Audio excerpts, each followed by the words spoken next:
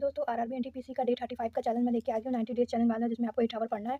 वो इससे अधिक भी पढ़ सकता है, अगर किसी के पास टाइम है तो वो पढ़ सकते हैं, ऐसा कोई नहीं है कि 8 आवर ही पढ़ना है। जितना ज़्यादा ऑब्वियसली आप पढ़ाई को टाइम देंगे तो आपके लिए बेहतर होगा। ये मैंने इसलिए बेसिक लिखा है कि 8 आवर से जितना ज़्यादा हो सके कम नहीं होना चाहिए, क्योंकि कम हो जाएगा तो फिर सिलेबस भी आप खुद भी नहीं पूरा कर पाएंगे। मैं दूँ या ना दूँ सिलेबस बराबर, लेकिन आप भी नहीं पूरा कर पाएंगे। ये 8 आवर इसलिए दिया हुआ है कि इससे आपको कम नहीं पढ़ना है। अधिक हो जाए, कहते हैं ना, कोई चीज़ अधिक हो जाए चलता है, लेकिन कम नहीं होना चाहिए।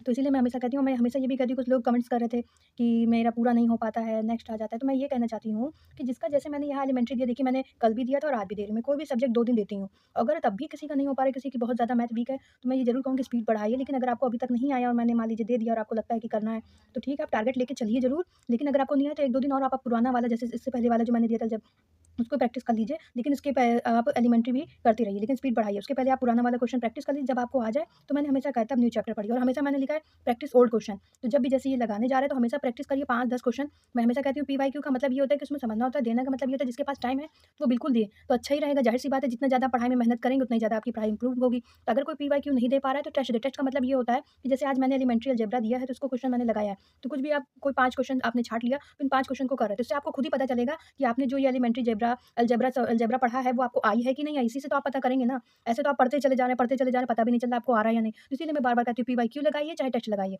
और ये मत सोचिएगा कि नंबर पीवाईक्यू में अगर कम आ रहा है, क्योंकि अभी सिलेबस ही कितना हुआ है। अभी देखिए 1 मंथ हुआ है, 1 मंथ के हिसाब से जितना भी अगर आपने पढ़ा उसके अकॉर्डिंग उसमें देखिए जो आ रहा है वो आप पढ़िए, उसके अकॉर्डिंग आंसर करिए। इसलिए मैं ये कहती हूँ टेस्ट के लिए कि जो सब्जेक्ट पढ़ा है उसका टेस्ट ज़रूर दीजिए। पीवाईक्यू के लिए मैंने हमेशा सैटरडे संडे रखा है।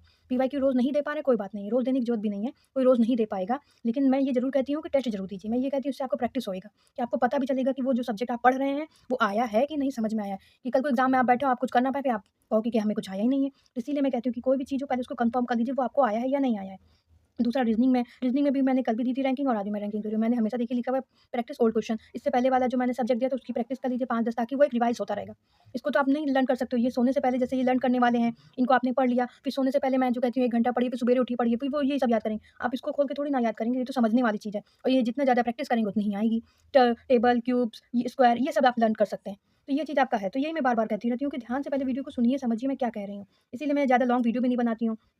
उसके बाद जीएस और साइंस में आपको अणु पढ़ना है, परमाणु पढ़ना है, तत्व पढ़ना है। कल मैंने दिया था पॉलिटी का स्थानीय स्वशासन, जो आज भी वही है। इसका टेस्ट दीजिएगा, चाहे जो भी जिसको जैसा जो सूटेबल लगे इसीलिए। टेस्ट ज़रूर लिख दीजिएगा। मैं टेस्ट के लिए हमेशा कहती हूँ कि वो दीजिएगा। जैसे इसके बारे में पढ़ लिए तो उससे रिलेटिव कोई क्वेश्चन आपको लगे, जैसे वो वन लाइनर कोई बुक आती है तो उनमें आप प्रैक्टिस कर सकते हैं, या कोई आप पूरा अगर आपके पास भी वो पुरानी प्रीवियस ईयर की बुक्स हैं तो उनमें से आप प्रैक्टिस कर सकते हैं। चैप्टर वाइज़ दिए रहते हैं साइंस के सबके। तो जिसके पास जैसी बुक हो वो वैसे कर सकते हैं। जीके करंट अफेयर में बंगाल विभाजन दे दिया है मैंने आज, स्वदेशी आंदोलन और विश्व की प्रमुख झील जल प्रपात, ये विश्व की हैं। मैंने जो पहले दी थी वो भारत की हैं।